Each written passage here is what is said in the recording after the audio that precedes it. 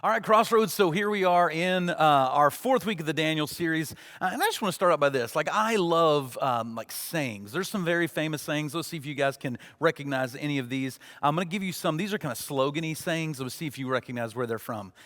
Just do it. There you go. Where's the beef? Wendy's. Love the where's the beef lady. What about think differently? There you go. We got Apple people, okay? Those are people who truly love Jesus. And then you have stay thirsty, my friends. Anybody know what that is? Dos Equis, that's correct. I always love that guy. Dos Charos. I love that guy because I just always wanted to be cool like him. Like that guy just has like a great look and stay thirsty, my friend. Like keep that in your mind because it's going to come back. But there's also famous sayings from a long time ago. Does anybody have any idea where the saying "cat got your tongue" comes from? It has actually two origin stories. One is a reference to the Roman Empire when you were being beaten by what's called the cat o' nine tails, the same kind of tool they used to beat Jesus, and that it was so painful that you were literally unable to speak. And that's where one of the origins of cat got your tongue. The other one comes from Egyptian origins, where if you were found to be a liar, the Egyptian people would have your tongue cut out, chop it up, and feed it to cats. And that's where it came from. What about this one? Does anybody ever know what the saying, the whole 9 yards, comes from? Okay, so it's actually a reference to World War II. So the phrase "a whole 9 yards" actually was when they would take the big machine guns with the big belts of bullets. Those things were actually 9 yards long. And so to give somebody the whole 9 yards meant to empty out that entire belt of bullets to the enemy. It's just giving them everything that you've got. What about this one? The writing's on the wall. Oh, I'm glad that you guys are all silent because we about to learn where it's from. It's actually going to come from the Bible. So here we are in Daniel chapter 5 is where we're going to be. But let me give you a little bit of chapter 4 background. I know we're skipping over it, but it's a great chapter. I encourage you to read it. What happens in chapter 4 is the guy we've been talking about who's been in charge, Nebuchadnezzar, he actually, he's a big deal. But he thinks he's too big of a deal. And even though he's consistently encountered God, he refused to submit to him. Okay? He refused to humble himself. And that's something that we see people struggle with every day. And so God actually does what he does to a lot of people. He wants you to have a relationship with him, and he knows it's so critical to your eternity that he'll allow you to go through some difficult times if it brings you to him. And so God sends him out into the wilderness, and he spends time in the wilderness. And in the end, Nebuchadnezzar is actually humbled. In chapter 4, verse 37, listen to what he says. He says, "Praise and exalt and glorify the God of heaven." Over and over again, when he's doing things in the previous chapters, he worships Daniel multiple times. Do you remember that? But now he actually puts it where it belongs. He says, worship the God of heaven. Here's what he says: because everything he does is right, and all of his ways are just. And then look at this: and those who walk in pride, he is able to humble.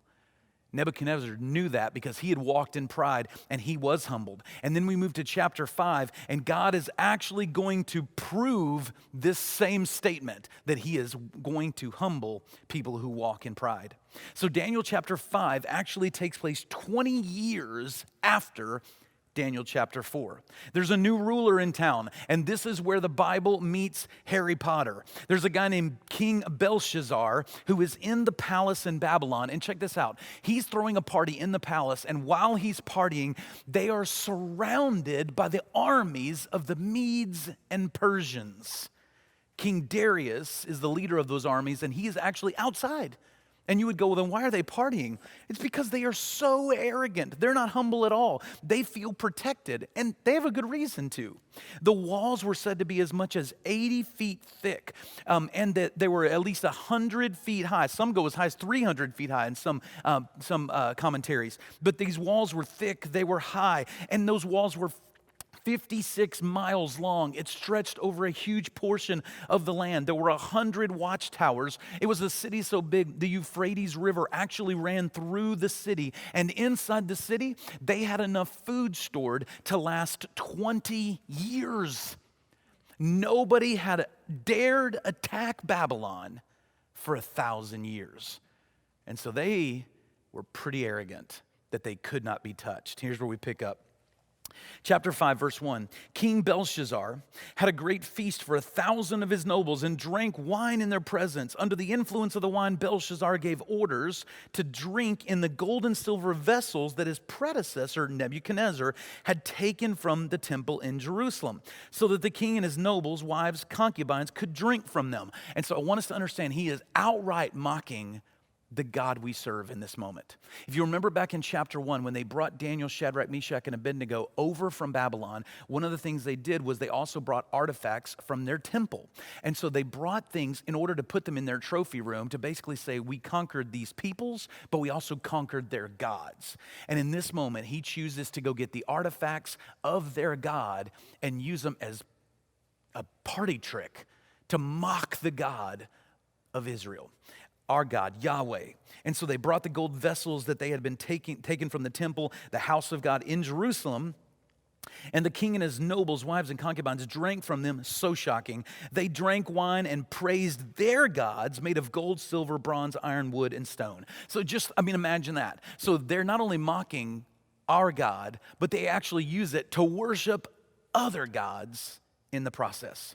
And I just want you to catch a couple of things here. And the first one is, one of the most shocking things in this whole chapter is the first two words, King Belshazzar, which is absolute proof that the Bible is inaccurate. This is absolute proof that the Bible cannot be trusted. And the reason I say that is because we've had a list of Babylonian kings for hundreds of years. And guess who's not on the list? Belshazzar. He's nowhere on the list of kings.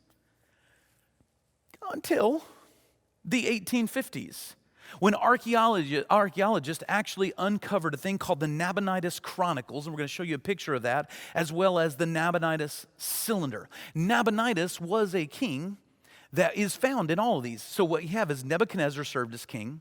After he left, another guy, one of his descendants served as king for 2 years, and then another one served for 4 years, and then another guy only served for 9 months. 2 of those 3 guys were murdered, by the way, and that ended with a guy named Nabonidus, who is listed in all of the lists of Babylonian kings. And in the Nabonidus Chronicles and in the Nabonidus Cylinder, Nabonidus says that he's going on an extended trip. It's going to last 4 years, and he gives a detailed list of everything he wants done in the kingdom while he's gone, up to and including naming who will rule as king in his absence. And does anybody want to guess what that guy's name is? Belshazzar. Bam! Archaeology, once again, absolutely confirming the historical accuracy of the Bible. And this guy is blasphemous to God. So God crashes the party. I love it. Here we go. It's creepy and weird. Chapter 5, verse 5. At that moment, fingers of a man's hand appeared and began writing on the wall. It is crazy. Matter of fact, it says writing on plaster. They've actually done excavations there, and they found plaster walls in this area. That's how accurate and detailed the Bible is. One of the king's palace walls next to the lampstand. As the king watched the hand that was writing, his face turned pale. This is my new favorite verse in the Bible, by the way. Check this out. His face turned pale. His thoughts so terrified him that he soiled himself and his knees knocked together. He pooped his pants. That is a party killer right there. Like, that is a party foul you cannot afford to commit, okay? He pooped his pants. If you don't think the Bible's amazing, you're not reading it enough, because it is unbelievable. As a matter of fact, famous painter Rembrandt painted this scene. We're going to show you a picture of it right now. And the greatest thing about this picture, as you look at it, as you look at this moment that so scared Belshazzar, is that it is not scratch and sniff, because that would be super gross in that particular moment. And so here's what happens, man. The king freaks out. And so here's what he says. He goes, whoever can read and interpret this will be clothed in purple. They'll give him a gold chain. You'll be the 3rd highest position in the kingdom. The problem was, even of all of his wise men, no one, it's not that they couldn't interpret it, they couldn't even read the language. So the king freaks out. And I love this, verse 12. Because of the outcry of the king and his nobles, the queen came to the banquet hall. So she's not at the party. She's not where all the other wives and concubines are. As a matter of fact, this reference to this queen, it depends on who you read, but theologians will kind of go back and forth. This is either his mother, or it may have been Nebuchadnezzar's wife, or it's one of Nebuchadnezzar's daughters.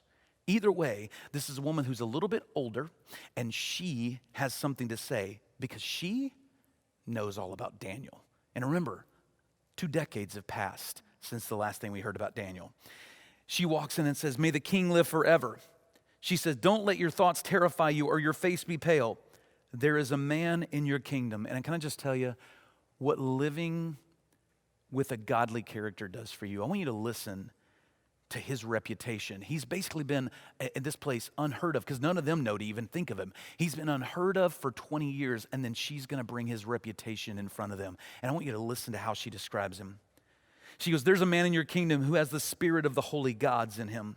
In the days of your predecessor," talking about Nebuchadnezzar, "he was found to have insight, intelligence, and wisdom like the wisdom of the gods. Your predecessor, King Nebuchadnezzar, appointed him chief over the magicians, mediums, Chaldeans, and diviners. Your own predecessor, the king," she says that over and over again in case he forgets, "did this because Daniel, the one the king named Belshazzar, was found to have an extraordinary spirit, knowledge and intelligence, and the ability to interpret dreams, explain riddles, and solve problems. Therefore, summon Daniel, and he will give you the interpretation." Can I just tell you what a woman this lady is? She is literally putting her life on the line to save her kingdom. Remember, there's an enemy outside the gates, and there's now chaos inside. She looks at the king and the partiers. She's not allowed to do that in this day and time. She looks at the king and the partiers and says, "You're listening to the wrong voices." And by the way, can we agree that that still goes on today? We listen to a lot of the wrong voices. And she says, "Call Daniel." At this point, Daniel is in his early 80s. Okay? When we first met Daniel, that guy was 13 to 15. Now he's in his early 80s. I love this, verse 13. "Then Daniel was brought before the king. 'Are you Daniel? I've heard that you have a spirit of the gods in you, and I'll paraphrase this, all his smart dudes had tried and failed. He says, I hear you can interpret and solve problems. If you can," here's what he tells him, "I will clothe you in purple, give you power. I will put a gold chain around your neck, give you wealth, and you'll be the third highest position in the kingdom. I will give you what I perceive to be significance." But this is not Daniel's first rodeo. He has gone through this before. And so I love Daniel's response, verse 17. "You may keep your gifts and give your rewards to somebody else." See, remember, Daniel is always anchored to what is going to be eternal, not temporary. He says, "However, I will read the inscription." And he's gonna kind of go, I'll paraphrase a little bit of this. He's basically gonna say, "Listen, man, you've put yourself in such a weird position. You're partying with an enemy outside your gate. Your predecessor, Nebuchadnezzar, he didn't make a lot of right decisions, but that guy would have never put himself in this boat. Not even he was this dumb." And then he goes on, here's what he says. "When his heart was exalted, his spirit became arrogant." He's talking about Nebuchadnezzar. "He was deposed from his royal throne, and his glory was taken from him." This is what all chapter 4 is about. "He was driven away from his people. His mind was like an animal's. He lived in the wild with donkeys. He was fed grass like cattle, and his body was drenched with dew from the sky." And then one word, so important, until he acknowledged the Most High God is ruler over human kingdoms and sets anyone he wants over them. Nebuchadnezzar thought he was the top dog, and he had to come to a place where he realized, you aren't as big a deal as you think you are. See, everybody needs an until moment with God. We all have this moment of this but God moment. You see it in Paul's life in the New Testament. He's going to use the words pote denuni, formerly but now. In other words, my life was headed in this direction, but now I'm going here. My marriage was headed in this direction, but with God, now it's going here. My kids were headed in this direction in my parenting, but now it goes here. Everything I do, there was this thing before and this thing after, and the difference in the middle is that I had an until moment where I met God, and it changed everything in me. Verse 22, "But you, his successor, Belshazzar, have not humbled your heart, even though you knew all this." Like, how did you not learn? Instead, you mocked God, drinking from these cups and worshiping false gods with them. He goes on to say, "But you have not glorified the God who holds your life breath in his hand, who controls the whole course of your life." Dude, you're not in charge. We're not in charge. God is in charge of all. God is sovereign. He is over all of it. Therefore, he sent the hand. And the writing was inscribed as this. He writes basically 3 words on the wall, and those words in our language mean numbered, weighed, divided. Okay? And so let me give you an understanding of what that means. In verse 25, he says, God has numbered the days of your kingdom and brought it to an end. And that's an important thing for all of us. Every one of us have a certain amount of days on this earth to make the impact that God has called us to make. And then he goes, you have been weighed on the balance and found deficient. He says, King, you think you're a big deal, but my friend, you are a lightweight. It is so possible. It is possible to be an earthly success and to be a complete lightweight with God. Like when you're not connected to God, no matter how important you think you are, in the eyes of God, you are nothing but a lightweight. You are not a heavy hitter. And then he says, your kingdom has been divided and given to the Medes and Persians, which, by the way, translation, he just said, you don't have a long future, because where are those people at this point? Right outside. Then he goes on and he says, then Belshazzar gave an order. Again, Daniel didn't want any of this, but here's what he does. They clothed Daniel in purple, placed a gold chain around his neck, and issued a proclamation concerning him that he should be the 3rd ruler in the kingdom. And in this moment, you just envision Daniel is rolling his eyes as he gets all this new treasure and all this new power and all this new position. Why? Why is Daniel just sitting there rolling his eyes? Here's why. Next verse. That very night, Belshazzar, the king, was killed, and Darius the Mede received the kingdom at the age of 62. So Daniel's going, great, thanks for the promotion. That lasted like 6.5 hours. Awesome. And that's the story of Daniel chapter 5.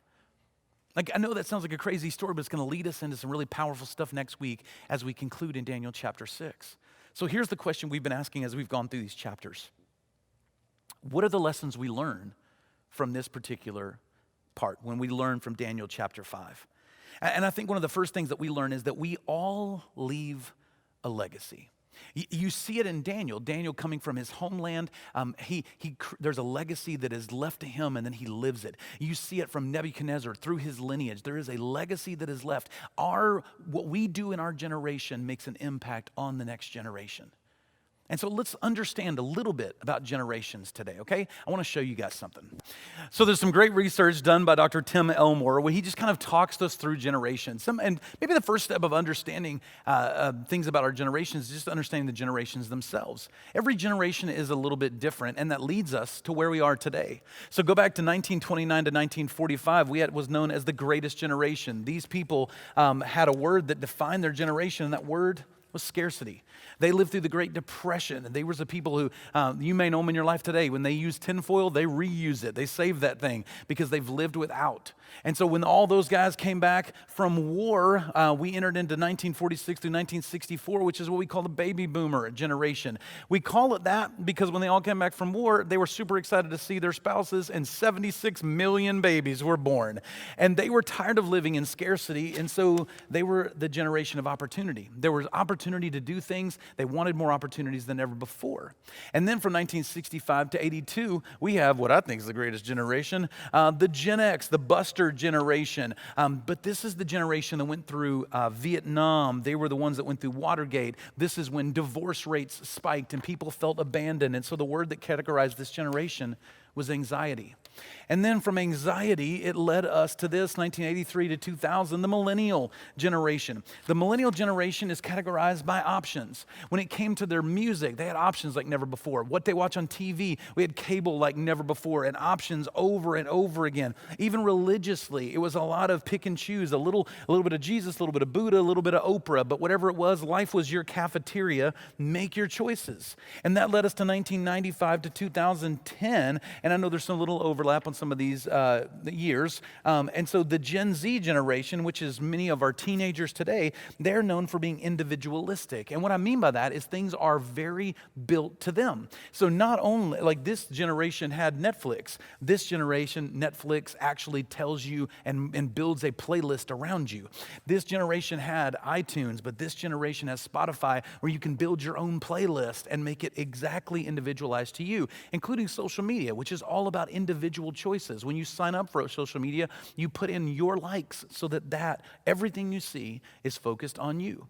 It's important to know that each of these generations build us to where we are today. And so the scene that we live in today is one that we're all responsible for. And so here's the scene today that we all currently live in. We live in a scene like this. This is what Dr. Elmore talks about. The word scene: speed, convenience, entertainment, nurture, and entitlement.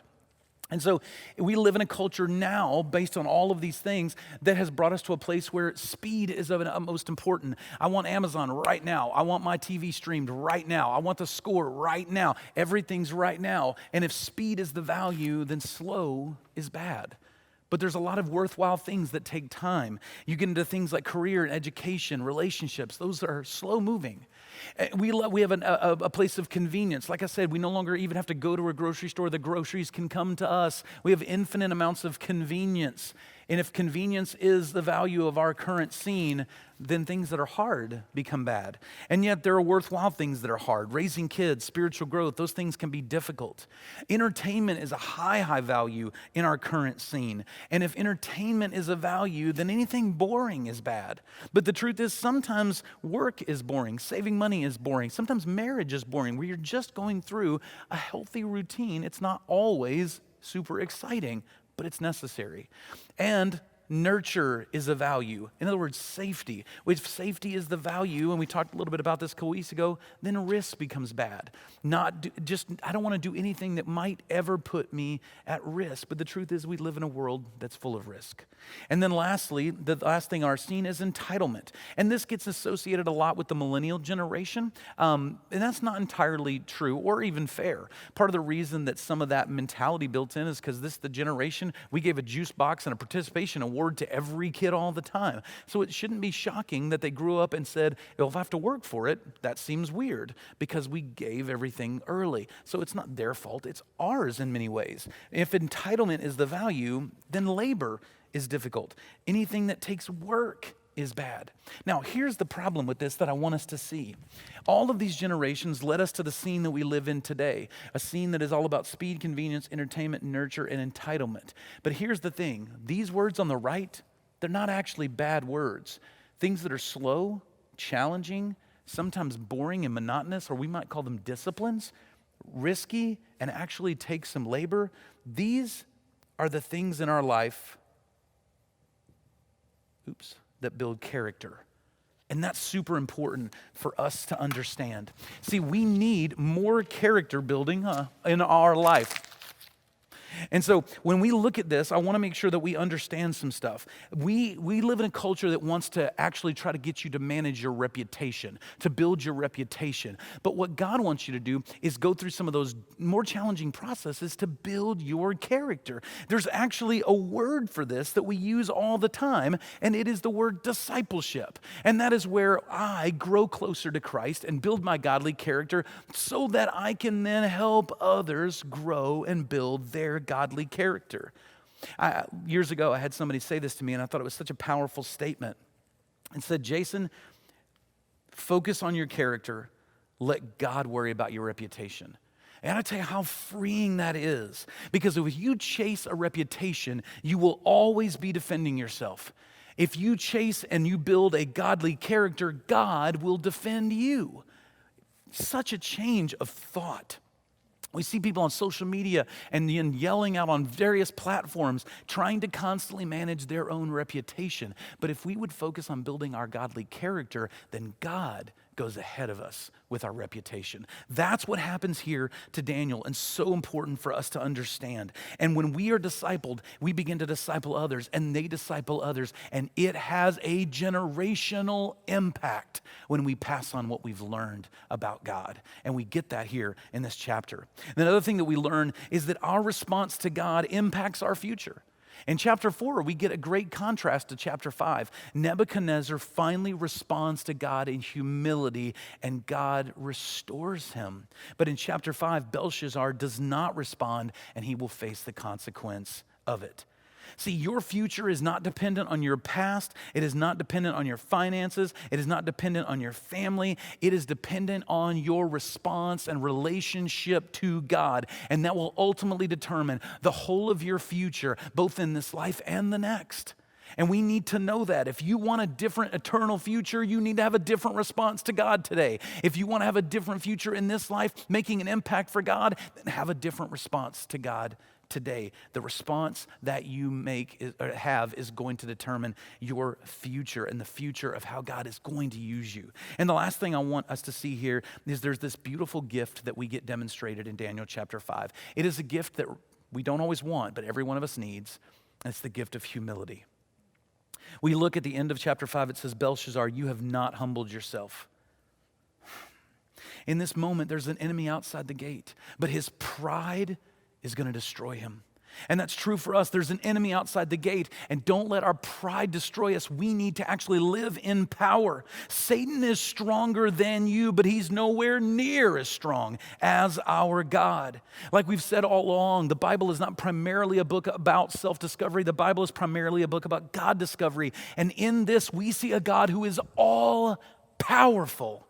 He is a God who can write on the wall with fingers out of just thin air. He is a God that we serve that is bigger than our enemy. He is a God that, you cannot out-sin or outrun His grace. You can't sin enough to His grace can't cover you. You can't, your marriage can't be broke enough that He can't fix it. Your addiction can't be strong enough that He can't redeem you. There is nothing you can do that is more powerful than Him if you will humble yourself and give your life to Him. It's so important that we understand that. Humble people are then filled with a power that we only get from God, and we get to be used by God. You see that again in the book of Daniel in chapter 5. We just saw the queen stand up in the middle of the king and all of his party goers. That risked her life. It was against the law for her to speak to the king that way and in public. She is punishable by death, but she opens her mouth. She steps up to her moment. She says, you're listening to the wrong voices. This stuff did not happen in that day, but the queen stepped up to be used. She was humble, and then she was used by God. We see it in chapter 1, chapter 2, teenagers. They didn't speak into the culture. That didn't happen in those days. God loves to use people that are unlikely, who are willing to humble themselves. And when we humble ourselves and are filled with God, we step up to be used. See, humility is actually the strength of God in us under the control of the God who loves us. And so we can move into places that we couldn't do on our own. And when we do, God gets all the glory. And I know sometimes when we say that, people could be like, God gets all the glory. Is He insecure? No, He loves you. That's why He gets all the glory. See, He knows that if you anchor your life to finances, they'll fail you. Appearance, they'll fail you. If you anchor your life to anything, any other relationship on this earth, they can be good things, but they're not the best things. They are not the things that you anchor the whole of your life to. And God doesn't want you to anchor your life to anything else. And so the greatest thing He can do for you is for Him to get the glory when things in your life happen, so that you will in turn worship and love Him and put your life in His hands. See, when we are humble people, our aim stops being ourself and our aim starts being worship, where we lift up God and the world can see Him. When we put our faith into action, God blesses and uses humble people. And I got to tell you, we all need it. I had a moment in my life early on in ministry where I was working at a church and everything I had touched had worked. My student ministry, worship ministry was going great. And then our pastor left. And then everybody said, Jason, you should be the next pastor. Oh my gosh, you're doing such a great job. And I was like, yeah, I am doing such a great job. Matter of fact, I'm amazing. And so I gave my resume to our folks, and I remember going in for the interview, and I really just expected them to go, we waited for you to come in. Done. You're the pastor. But actually, that's not what happened at all. I said, no, Jason, you're not ready, and you're not going to be the pastor here. And I was crushed. But they saw something I didn't see. See, I was very focused on the fact that Jason was the answer to the problems at that church, and Jason was the solution to something instead of Jesus. And I needed humbling. Over the next few years, several years, God began to humble me, and I watched God work. See, it's so important that when we humble ourselves, the hand of God doesn't just write crazy things on walls. The hand of God actually does other things too. In 1 Peter chapter 5, verse 6, it says, humble yourselves, therefore, under God's mighty hand, and He will lift you up. As we lift him up, he lifts us up, and we are used and empowered by his Spirit. Every great thing that has ever happened in my life has happened in moments where I have been humbled and given my life to God to be used. Every great thing that has happened in Crossroads has been done when we remained humble. When we're humble, God uses unlikely people who walk with him and honor him. And so my challenge to you today is very simple. God wants to do something incredible through every one of you. We may be unlikely, but if we allow the Holy Spirit to fill us and then worship the God who is in control of everything, God will use unlikely people that will do amazing things for his story in his glory. But you must be humble. So stay humble, my friends. I love you.